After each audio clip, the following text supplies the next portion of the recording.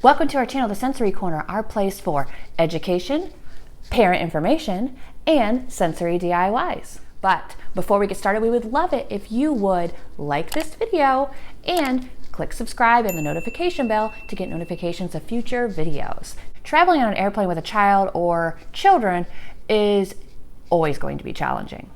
But when you add a child with different challenges that are associated with neurodiversities, it's even more of a challenge. I know that when my son was younger and we hadn't really known what was going on yet, and we didn't really know how to help him, it was so much easier for us to just stay at home rather than going out and stressing him out even more.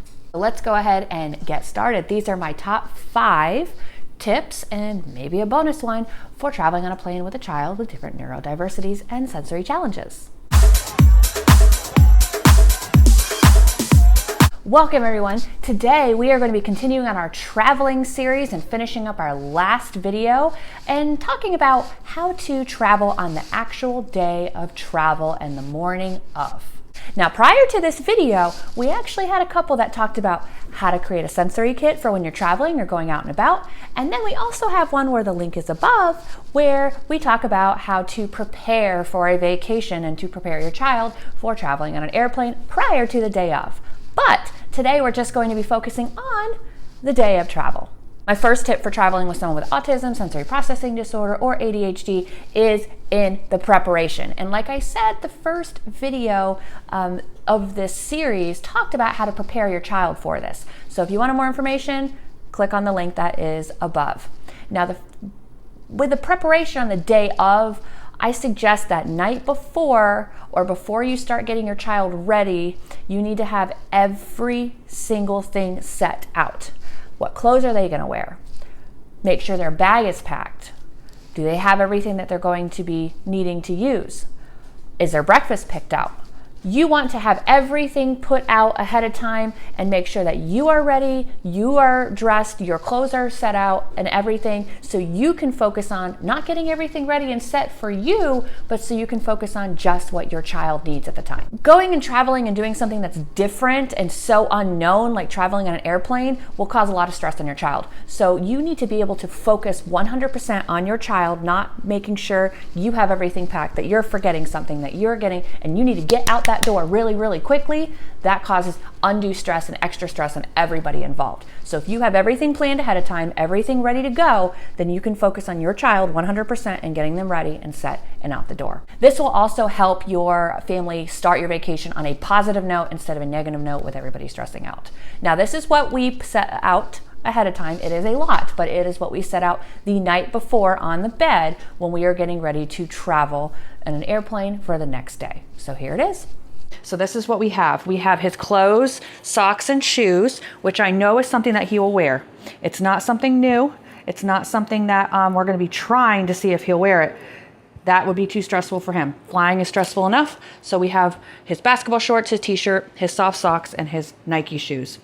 The next thing that we have is a change of clothes because lately he's been chewing on everything. So I want to make sure that he has something, a change of clothes if he needs it.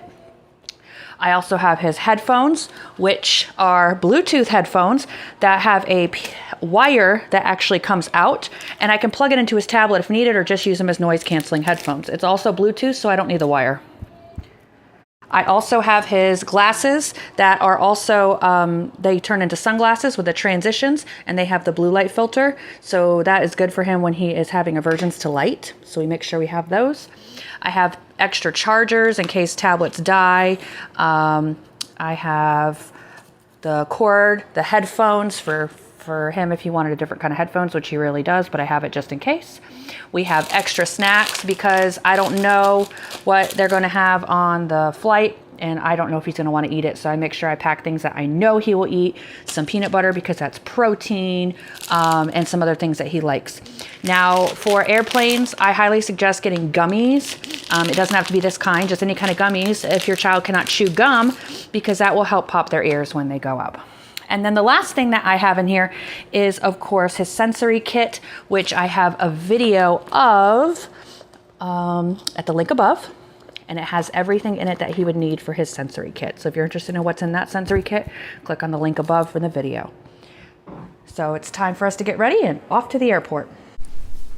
All right, I know that seems like a lot of things, but if I think about everything that I might possibly need, challenges that we might come across while we're traveling and while we're on the plane, and knowing my child, you're gonna have to know your child very well in order to know what you might need to pack. Now, obviously, I'm not going to be able to prepare for everything. I'm not going to know everything that's going to happen, but if I know my child, I can prevent as many things as possible or prepare him for as much as possible to make it as less stressful as I possibly can. Because I know that when we're traveling, my high stress level is up, and my guards are up and everything, and I need to be focused 100% on my child and know that I did everything I could to prevent this from happening, or any of these things from happening. All right, my second tip for travel of the day of is to leave extra time before you have to absolutely leave. The extra stress of, I need to get out the door. We woke up late. I have to get out. Let's go. We're going to miss our plane. Hurry, hurry, hurry, hurry, hurry. That adds extra stress on everybody. I know that when I'm late for work or I'm late for dropping him off at school, that my anxiety starts to get worse, and I start to get grumpy and things like that, and that makes everybody grumpy, and it just starts everything on a negative note. So if I leave that extra time to help him wake up, I know that he needs extra time to wake up or he's grumpy, time for me to get him dressed, time for us to you leave that barrier. You should with kiddos in general, but with children like ours, it's important to do that. So why would we do that? Because I know that even though I set aside basketball shorts or a t-shirt with no tags or socks or his shoes, those are what he usually wears, but children with sensory challenges, it's unpredictable. So he might like his shoes yesterday, but his shoes might bug him today. So I'm gonna need that extra buffer in order for me to be able to get him ready and out the door, instead of, oh my gosh, why can't you wear these shoes? You wore them yesterday, and then you don't wanna get into a disagreement. It adds more stress on him, then his brain the anxiety overwhelms him, and then he can't focus on getting what he needs to get done. And then going into the vacation and traveling, it just adds more stuff onto them. Having this extra time also allows your child to process that they are leaving. Maybe you can get an opportunity to say, okay, we're going to the airplane. They can rewatch a social story. They can do anything else that you need to prepare them mentally to make sure that they are ready to go, instead of, we need to hurry, we need to go, and then they get in the car and they're like, I don't remember where we're going or what we're doing. So that helps them add that, lessen that stress on them. My third tip for traveling on an airplane with a child with sensory needs is to ensure that your child knows what's going to happen. Now, in my video before, I talked about how preparing your child about a week ahead of time with social stories is important. But sometimes when we have that added information in our brain, and there's everything going on around the airport, and it's just sometimes it slips their mind the day of. So what I do is, before we go into major parts such as checking in, dropping off luggage, going through security, especially getting ready to board the plane, when we're on the plane, preparing for takeoff, when we're getting ready to land, when we're deplaning, things like that, I'm going to briefly go over it with him in a calming voice. And sometimes in the video you'll see my hand on his head, because that just helps him calm down a little bit. And also when I put my hand on his head or his shoulder or whatever, it gets him to focus and listen to what I'm saying instead of everything else that goes around. So this is what we did before we went to security. And I also have a shot of us when we were heading home, of him going through, because we didn't have him, and his expression, you can see that he's trying to look around and see everything that's going on. So it may look like he's switching a shirt. It was about a week difference in that. One was on the way, one was on the way back. How do I do that? Basically, before we enter, I find a spot that is to the side, so we're not blocking traffic, we're not in the way, people aren't tripping over us, and it's a little bit quieter before we actually go in, but he can also see the area. So we went to the side by security. I sat him at the entrance over to the side while my parents were waiting. They are very familiar with him and his needs, and so they just kind of chill out and hang out and wait for us until we're ready to go, or we just meet him when we're finished. And then we talked about it and made sure that he understood. I had him repeat some things, so I knew I wasn't just talking and he was just looking around and it wasn't going in. So I had him kind of repeat some things, and then I repeated what he said, so he really knew what was going on. And then he expected to, he knew exactly what to do. Now, when we got to the second plane on the way home, they said, you don't need to take your shoes off, but he was very familiar. I needed to take my shoes off. I need to do this. I need to do that. And so, we made sure that he did what he knew that he needed to do. So he took off his shoes, even though they said he didn't have to. So here's us doing this at the security checkpoint at the airport. Okay, do you remember what we're gonna go do during a security? What? We have to take off our shoes and we put our bag where? We put our bag on the conveyor belt in the bucket, right? Yeah. And then we get it back right away? Yeah. Not scary. We walk through the scanner and we'll be good to go, okay? And we can get on the airplane? I know, but it doesn't make a big beep, okay?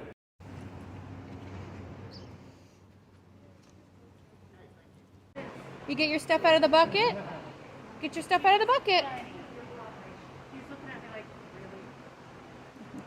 My fourth tip is to role play different parts of the trip.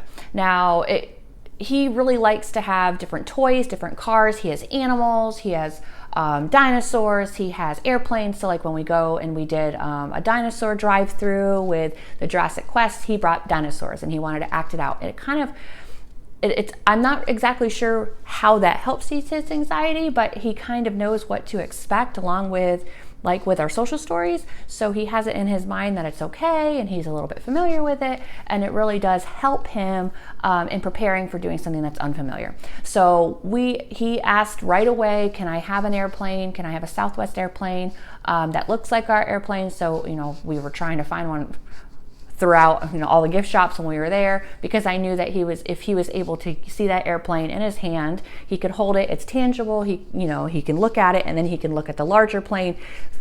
Because he has the toy, for some reason for him, it makes it less scary for him. So we do a lot of role playing and a lot of things that he can hold that's tangible. So what we found is we actually found the whole Southwest and I'll show you in the video. It's actually a kit that has the snack truck and it has a bus. It's got the signs where you can set up the actual airport. It has the airplane and it looked just like our airplane that we were just getting on. And then allowing that extra time for us to get through, because we don't know if we're going to have a meltdown or going through security. Just like my second tip, allow extra time, not just when you leave, but throughout the airport. We actually got through very quickly, so we were able to sit in the corner, which had the window and you can see the airplane, and we kind of gave him that space where he could play on the floor, where he could act out what he was seeing with the plane. And so that he was like, mommy, the plane's coming, and he felt so much better when he had it. So here is our video of him role playing before we got on the airplane. What's your plane doing? It's getting snacks from the truck. And then there goes the truck to park. Beep beep. And then here comes the school bus, the shuttle. The shuttle bus. I can see it now. There it is. Oh, you got to see it land, Jack. That's pretty cool. It's just like the one he has in his hand. Look at that. Wow. My fifth and final tip is to get a pre-boarding pass on your ticket. Now you can do this when you book. However, I booked with someone else, so I had to do it ahead of time. When we got there, they have a desk usually, or someone who is going to be helping you board, and they have something called pre-boarding. So for Southwest Airlines, it was very easy, and I know that other airlines have it as well. You just have to ask and say, my child has autism, or my child has sensory challenges, my child has anxiety, and we need to board ahead of time if that's at all possible. So that way, he's not overwhelmed when we're getting on. There's not everybody going by him. He's not being enclosed with everybody trying to go by and putting their stuff up into the overhead bins, and it's less quiet when we go in there. So we were able to, and they put him as a pre-board, and then when everybody in the wheelchairs, the people who are handicapped or anybody else who needed to be pre-boarded, I believe they had minors who were traveling on their own was pre-boarded as well, that we were able to get on. We selected our seat toward the front, and that was so we could get off quicker as well toward the front, and it was away from the engine, so it wasn't as loud for him and overwhelming with his sensory needs. And we were able to get him settled in his seat, hooked in, ready to go, focused on something else when everybody else started to come on. So that was definitely an advantage for him. And then you can have an adult come with them, and usually they're a little bit more flexible. Like if you had dad with you and mom with you, then they would most likely let the two of you go. It just depends on the person that's there, but we were able to have more than one person go with us. So that way we weren't separated. I knew if we got separated, his anxiety would go a little bit more.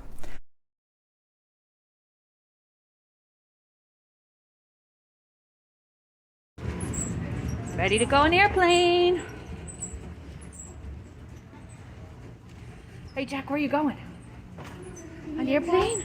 Our bonus tip, I actually have two of them. One of them is discussed in the video before, so that's why it's a bonus tip, is to pack something that your child will want to do to keep them busy. Also something for them to hold that they can, give them some comfort when you're taking off and they're a little scared. We found a little airplane for him when we were just getting on that he could hug. He also had some stuffed animals that he had in his backpack. So we had his backpack packed with his some coloring books, his tablet, his headphones. We had sticker books, his crayons, a couple books for him to read, a novel he likes a little Minecraft novel or chapter book that I could read to him. Just a bunch of things that he could use, his sensory kit with him that he could pick depending on what he needed. Now, that's his backpack, and then my backpack, I already discussed what I put in my backpack at the beginning of this video.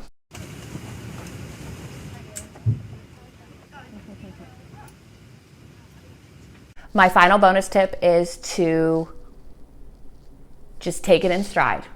You can be able to plan everything ahead of time, but with children in general, it never goes according to plan.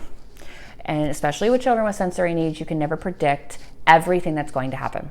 Your child may have a meltdown in security, even though you did everything that you possibly could. You prepared them, you told them what to do, you showed them the sensory, the social stories, you did everything possible that you could, but they still were overwhelmed with the sounds and the beeps and everything, and that just freaked them out. So you need to give yourself some extra time and just, we need to get through this, we have to do it, and that just adds on to the child's meltdown for them.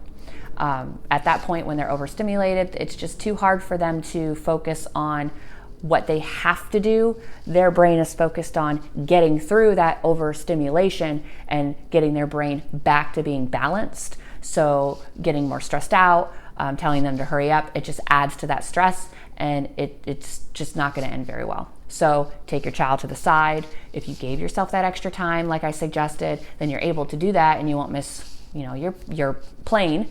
And you'll be able to pull them aside, calm them down, do whatever strategies that will help your child. Whatever helps my child will not help you, might not help your child. What works with your child might not help mine, or so forth. You know what I'm saying? And whatever helped my child might not help your child, and whatever helps your child might not help my child. And everything might be the same for them. So it's just different it's very important for you to know what will help your child in those situations. So for us, we have his headphones. If he's getting overstimulated with the sound, we make sure we have the headphones for him.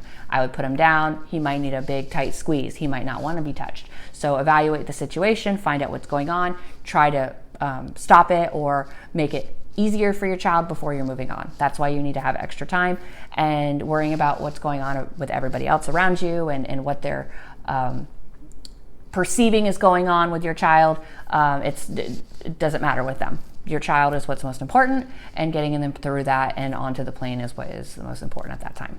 So those are my 5 tips with 2 bonus tips on how to get your family and your child with neurodiversities or sensory challenges through an airplane ride and going through the airports. Check out our channel for more videos just like this. Some are on your screen right now. Also, don't forget to hit like, subscribe, and the notification bell so you can get notifications of new videos when they come out.